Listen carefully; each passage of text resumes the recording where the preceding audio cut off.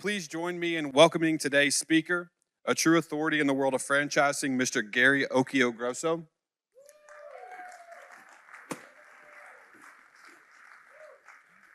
Gary is the founder of Franchise Growth Solutions, one of the industry's leading firms specializing in franchise development, advisory, and sales. Through his Coach, Mentor, and Grow program, he has guided countless entrepreneurs on how to scale their business through franchising. His journey began as a Dunkin' Donuts franchisee, giving him the hands-on operator experience many consultants lack.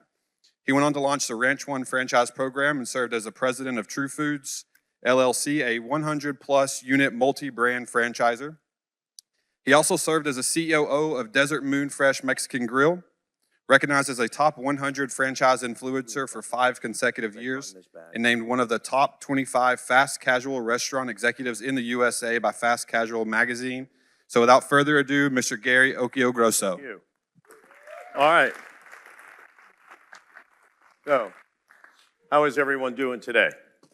I see a lot of pink shirts in here today. I didn't see that last year, so that's always really good to see. Where's the pinks, people? Let's get a shout out. Great, great. All right, so we've got an interesting topic today. Brandon's session, he covered some of it. It's really about building a team and having a team that's going to represent you, your business, as you represent the brand.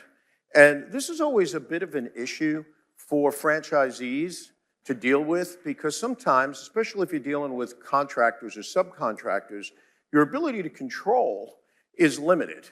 So we want to talk about some of the best practices that you can use that will help you build a team that's going to best represent your business, best represent the brand, and of course, help you make money. So one of the things that I want to talk about first is why the topic really matters. You know, consistency, I have this term, consistency is currency. And that's the way you have to think about your business. Everything that's going on in your business needs to be exactly the same. If you're a That One Painter, if you're a T1P franchisee, what's going on in your business, in your territory, should be the exact same thing that's going on in another territory, maybe on the other side of the country for a T1P. Last night, Alan had a great example. He had asked some folks who were sort of the leaders in their territory to stand up. And they stood up, and everybody acknowledged it, and that's great. But then he said something that I thought was really key. He said, for those of you who are not the leaders in your territory or want to be the leader in your territory, hang out with those people, find out what they're doing. And I'll bet you what you're going to find out is they're following the system. So remember, the people that you hire represent your business. They could give your customer a good experience or a terrible experience. And compliance is what drives the success of your business.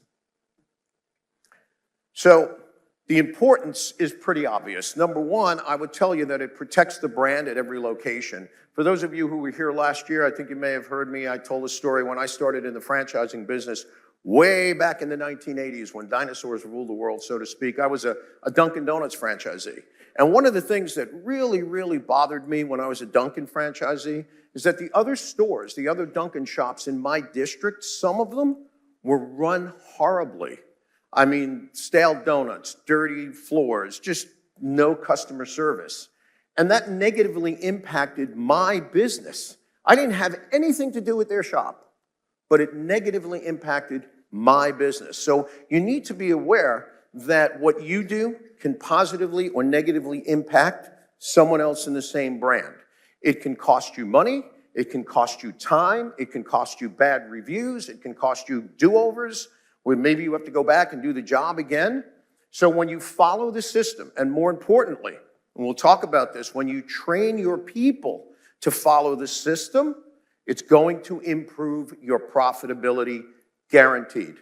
There are very few things I will guarantee, but I can tell you, if you hire the right people, if you manage their expectations, if you're transparent, and you train them properly and you hold them accountable, they're going to best represent your brand.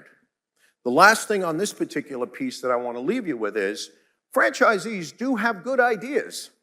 However, they should never just execute without knowing, or at least letting the franchisor know and have a discussion with the franchisor.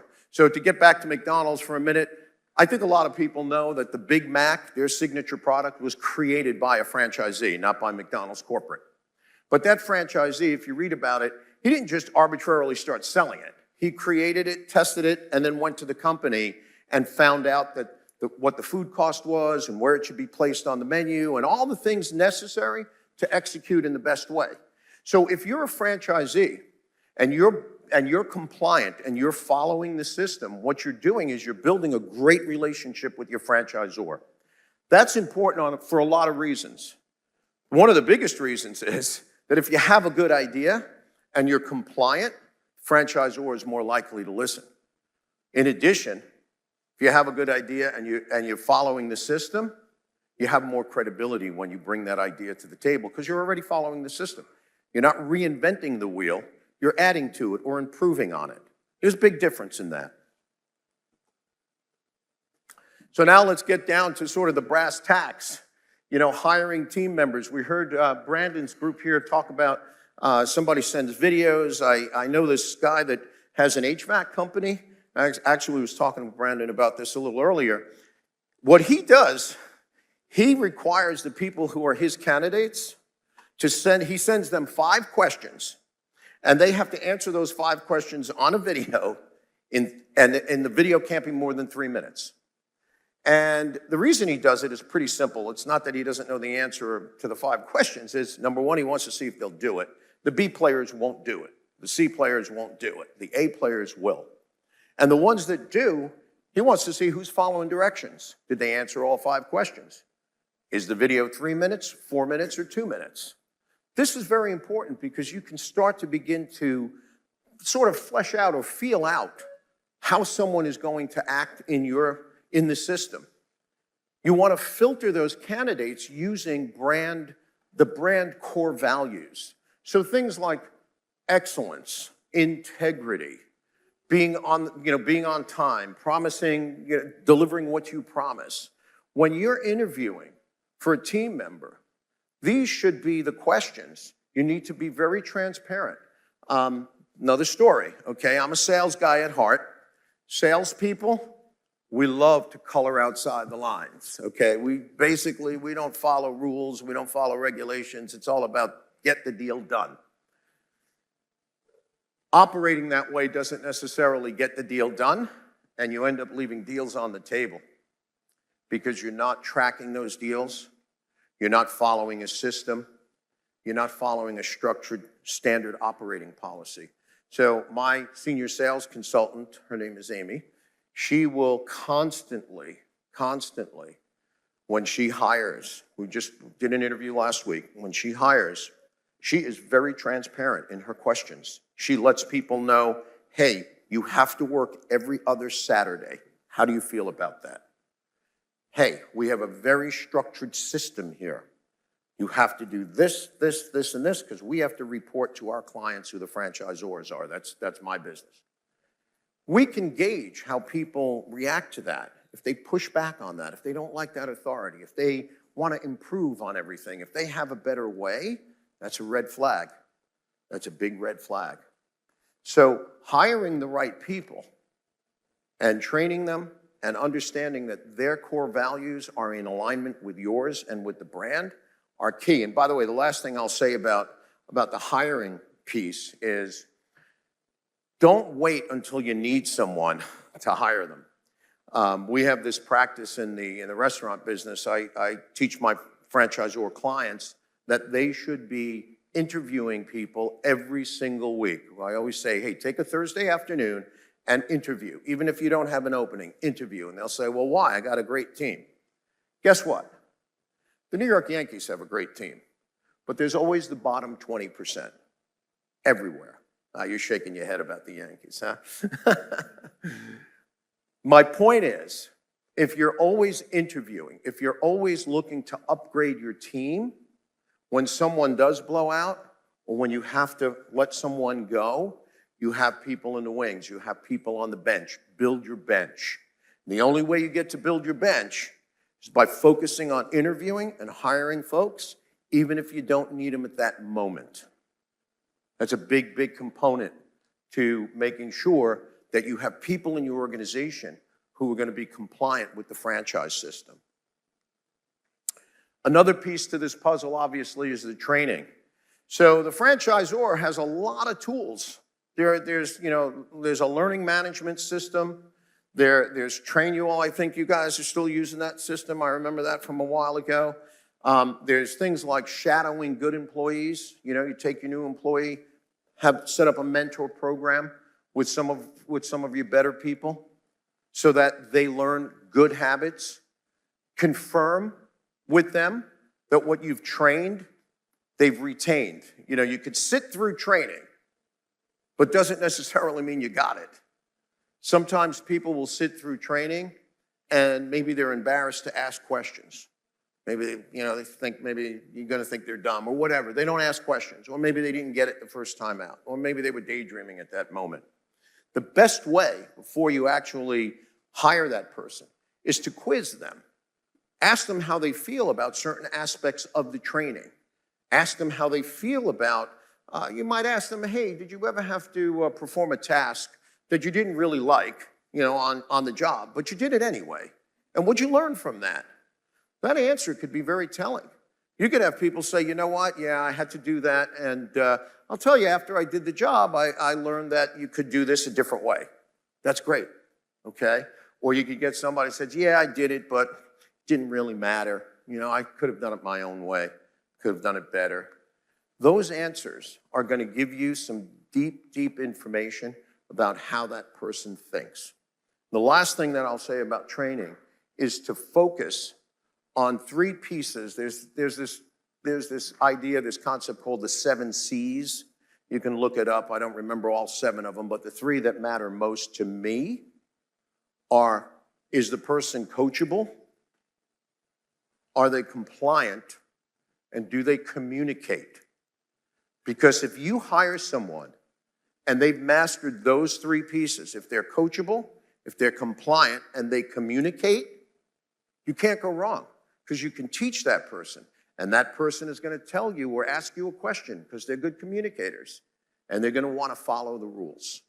Very, very important. If you're building your business, just again, remember the people out in the field, they represent your business. You represent the brand as franchisees, but your team members represent your business.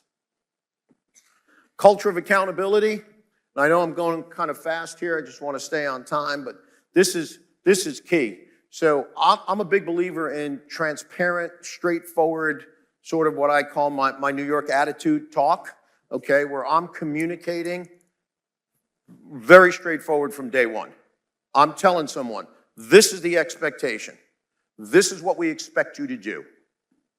If you don't do that, one of the things that will happen is people, just in general, employees, team members, contractors, subcontractors, the people who are working for you will deliver to you exactly what you accept. So if you accept inferiority, if you accept mediocrity, that's what you're going to get. And the problem with that is twofold. Your B people on your team are going to live up to that, no doubt. It's going to cost you money. You're going to lose jobs. You're going to lose customers. You're going to start to get crappy reviews. But more importantly, your A people are going to look at you and say, you know what? There's no leadership here. I don't see this company that I'm working for right now growing because the leader accepts mediocrity from some of the other employees. So not only are you going to lose jobs from the B employees, but you'll probably start losing your A employees because A people don't want to be around B people. So make sure you communicate and you execute on expectations and hold folks accountable. Celebrate rewards, celebrate good jobs, give rewards. Back in the day, I ran a restaurant chain and we poured Coca-Cola, and Coca-Cola had this program called Get Caught Red-Handed. And everyone thought it meant, get caught doing something wrong. Exactly the opposite. It was get caught doing something right or doing something extra. Brandon talked earlier about empowering his folks to do that little extra job. It's great stuff. Reward people. Give them a shout out. Give them a gift card. Give them something, okay? Another important piece is lead by example. You might be the owner of your company. You may be the franchisee. You might be the general manager. But you have to set the tone. You have to set the example. If you don't follow the system, how could you possibly expect your team members to follow the system? It's a huge respect factor, okay? You have to respect and value the brand that you bought into. You have to respect and value that operations manual. You have to respect and value the idea that a lot of time and a lot of money went into figuring those things out. And if you follow the system, you're gonna have better sales. It's just that simple. When folks deviate from that, you need to address it, and you need to address it right away. Don't let it build up. Don't let employees who are skirting and not following the system, don't let that go on too long, because it will become the norm. You know, if you think about, and I don't mean this in a derogatory way, but if you think about team members as children, okay? If you don't give your, I'm talking about little kids, elementary school kids, if you don't give your kid a bedtime or make sure they do their homework, one day, I guarantee, you're gonna have a sleepy kid come home with a note from the teacher, okay? So you wanna catch that early on. You wanna lead by example. You wanna make sure that team members get into a routine, that there's a mindset of compliance. Now, of course, not everybody's gonna get on board. There's always the pushback, there's always the rogue, there's always the renegade. There's always someone there who's gonna resist, and they're gonna tell you they have a better way. Again, watch for these early signs.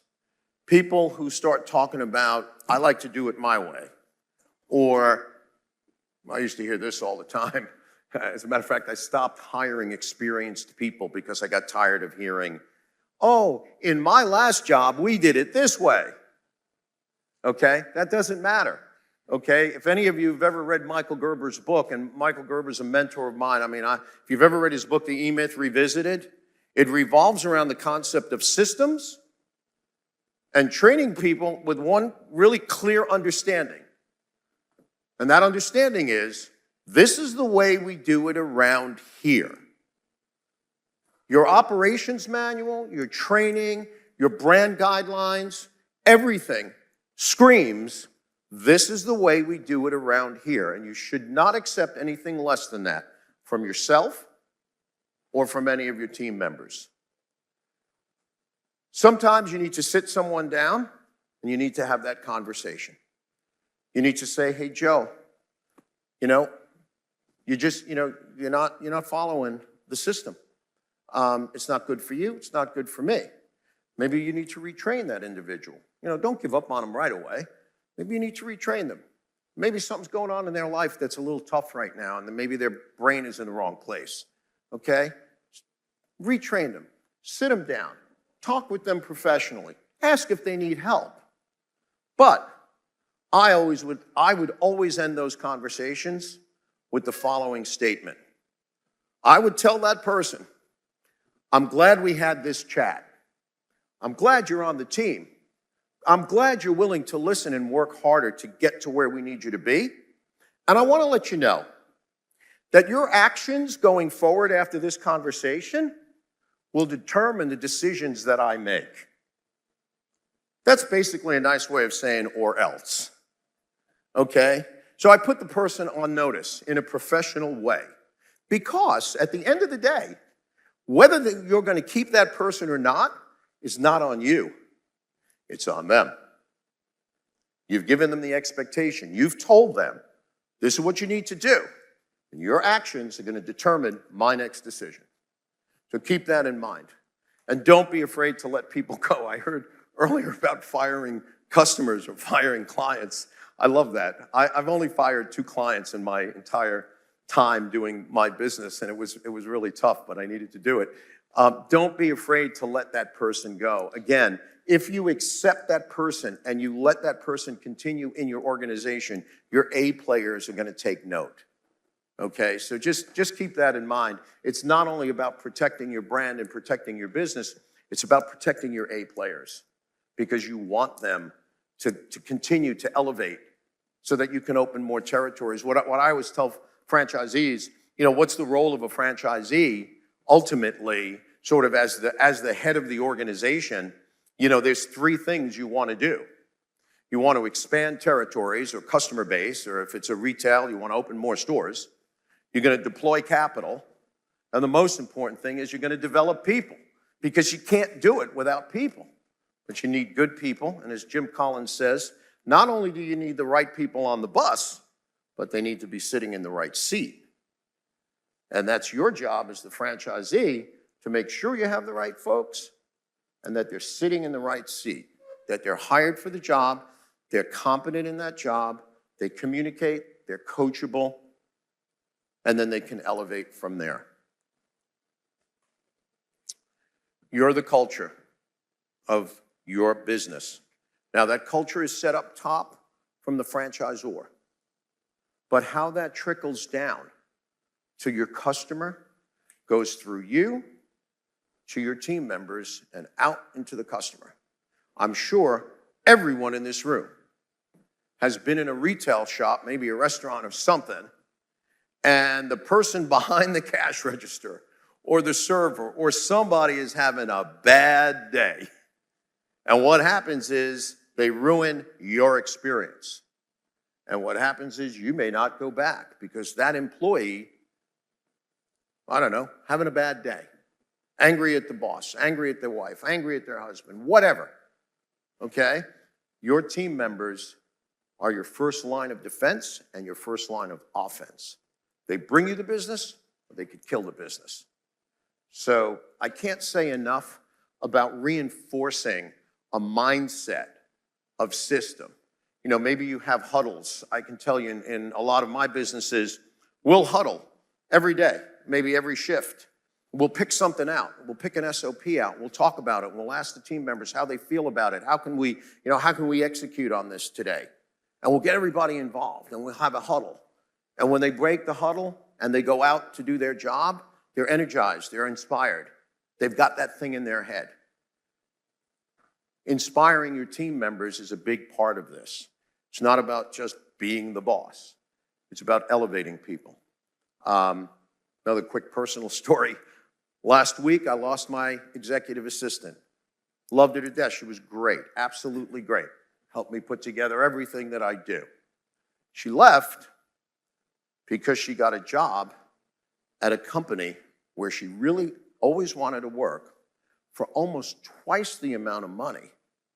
And she credited that to the fact that she worked in my organization and learned so much in our organization that she was able to elevate herself.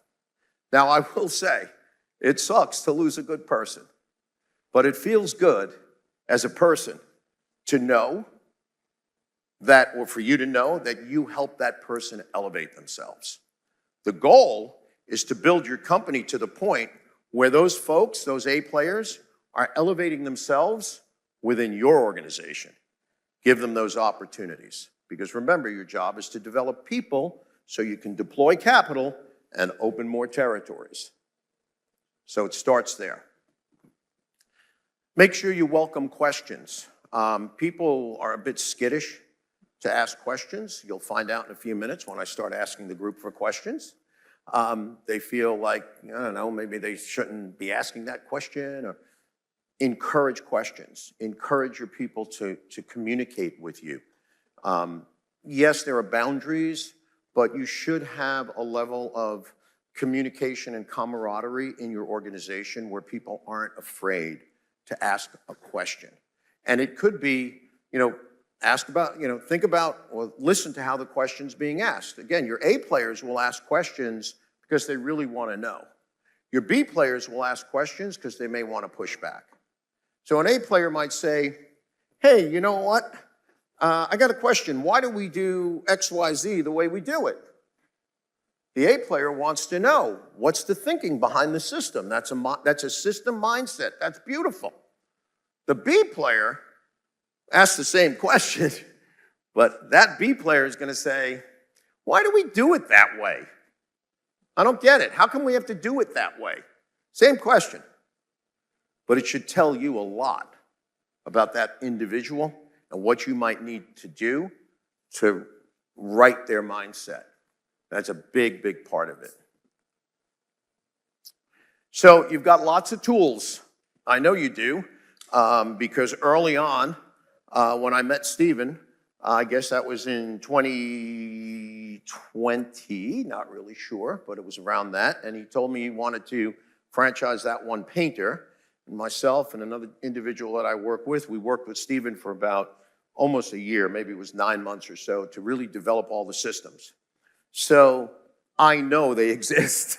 I may not know about painting, I may not know about cleaning windows or fixing roofs or any of that stuff, but what I do know is that the system and the system tools are there. You have the SOPs, okay?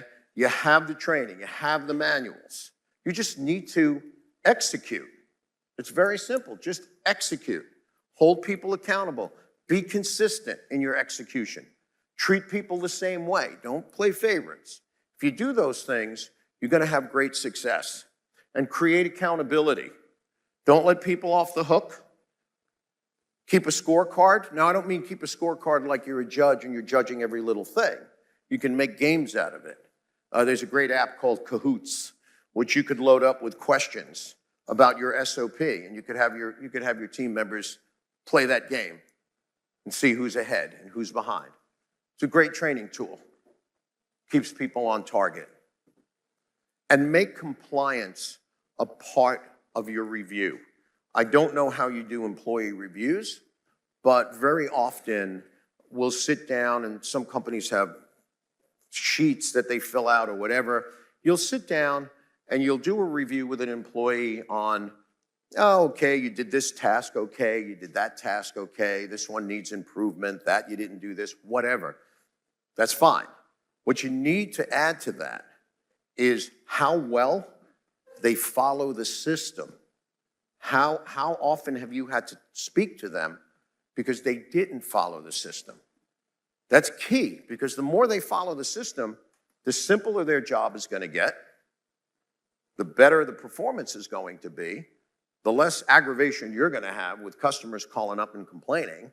And by the way, if you're confident that every single one of your team members is following the system every single time, when you do get that call from that customer, you could automatically almost always know that the customer's probably not completely correct. Because you have that much confidence in your team that your team carried out the mission absolutely, perfectly, as stated in your operations manual. That's a very, very important piece. Make it part of that performance review. Final thoughts on this. Your role. The success of your business is directly tied to your ability and willingness to follow the system and to execute on that system. And hiring the right people, holding them accountable, training them properly, that's part of the system, and that's part of what you need to do. Don't just pawn that off to somebody. Don't think it's decorative, okay? Following the system is not decorative. It's a requirement. It really is. I mean, it will really, really help your business. Build a team that thrives on structure. Some folks, like I said, some folks don't like structure, but the folks you bring into your organization should thrive on it.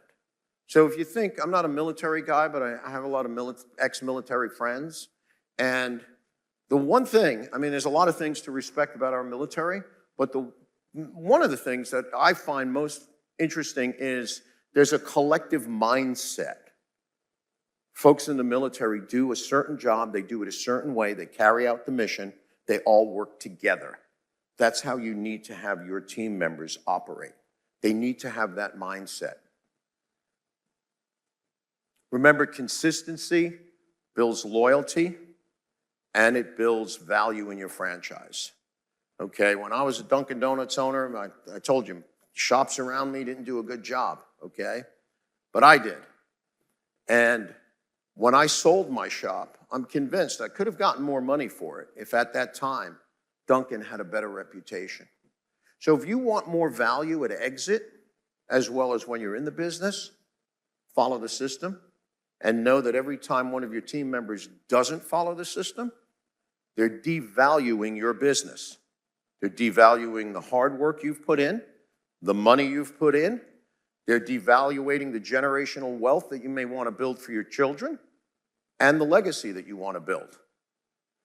And if that happens, it's a direct reflection on all of you, whether or not you're managing your team the right way.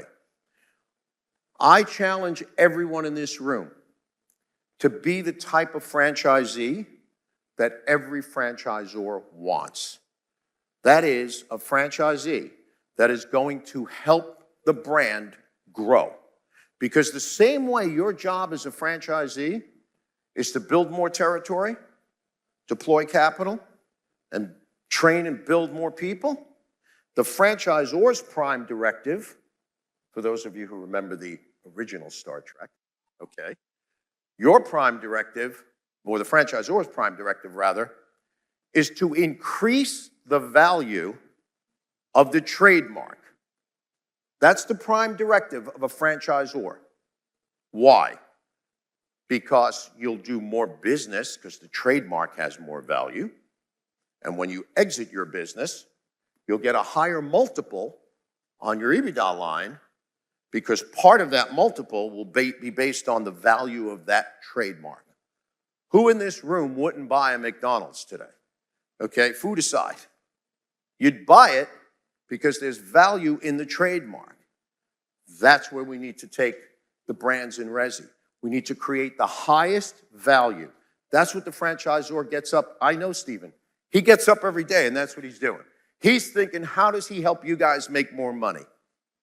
And at the end of the day, you need to make more money for yourselves. You need to supply better customer satisfaction, and then everybody wins. So that's all I want to say on the topic. I don't want to lecture. I don't want to preach. I think you got the message. I hope you got the message, and let's just open it up for questions because we've got about, looks like we've got about 15 minutes left. So I think there's a microphone in the room somewhere. I can't really see. Yeah, I see back there. So who has a question on anything, by the way? Anything we just talked about, or think back there is a question? Hopefully I can answer it.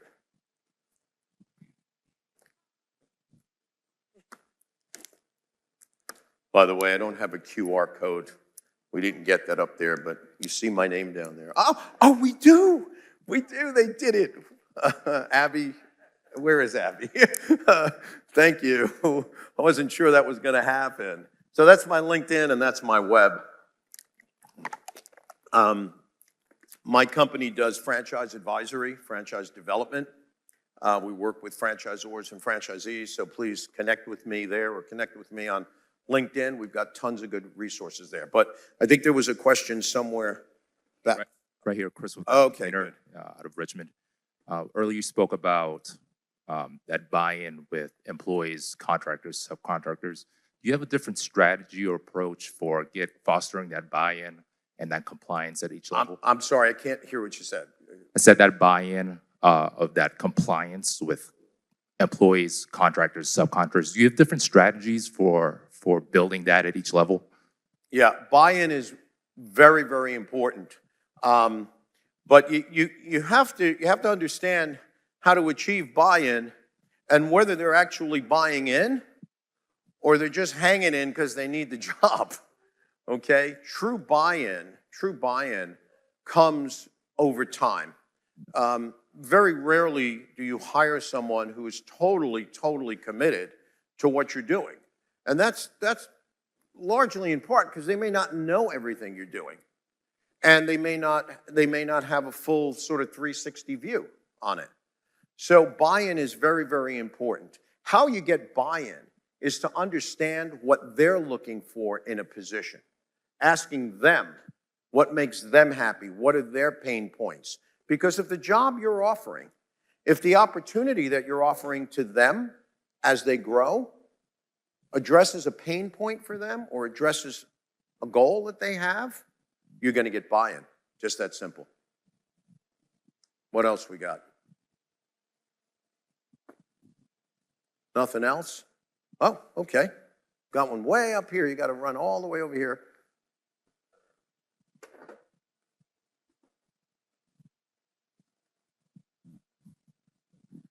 So, do you have any tips on, so we're fairly new, we've been open 4 months, so we're kind of learning along with our team, but we're trying to have a tight feedback loop where if we see something, we correct it quickly, but how to not feel like you're constantly like nagging or correcting all the time and trying to provide that feedback in a way that they're more receptive to without constantly being like, oh, let's do this, make sure we do this all the time. Sometimes they're challenging you just for the sake of challenging you. Some people are like that. You know, that's sort of where you have to decide, is this person now taking more of my time? Like, is there ROI in it? You're spending a lot of time with this individual who obviously, from what you've just said, is either not coachable because of their competency or unwilling to be coachable because they're non-compliant. Remember, there's 3 C's, okay? At some point, you just have to cut bait. Now, what I would suggest is, by the way, I document everything. When I sit down with a team member, and I don't document it on a write-up sheet, I don't make it sound like, you know, you've just gone to court and you lost, okay? I'll send a simple email. Hey, Joe, we just talked about this. I appreciate your time. Just want to recap our meeting. We talked about this. This is what I expect to go going forward. If the person is just rogue, they're taking time away from you that you could be spending with your A players to make them better. Quick story. I always got a quick story. When I was running a group of restaurants, we hired a CEO, and at that time I was doing franchise development, but I'm an operations guy. He put me in we had 5 company stores. He put me in the company stores. And I said, gee, why are you doing that? I don't like operations. I don't want to be in the company stores. And we had 4 really good stores and 1 terrible one. We couldn't make money, could not make money. And I spent so much time in that one store, like your employee. And finally, he kind of dragged me over here. He said, listen, if you double the sales in that store, it won't equal if you raise the sales in that store for just 5%. So don't mess around. Don't worry about that store. We'll just get rid of it. That's the mindset you need to take to that employee. Either they get on board or they don't. It's business.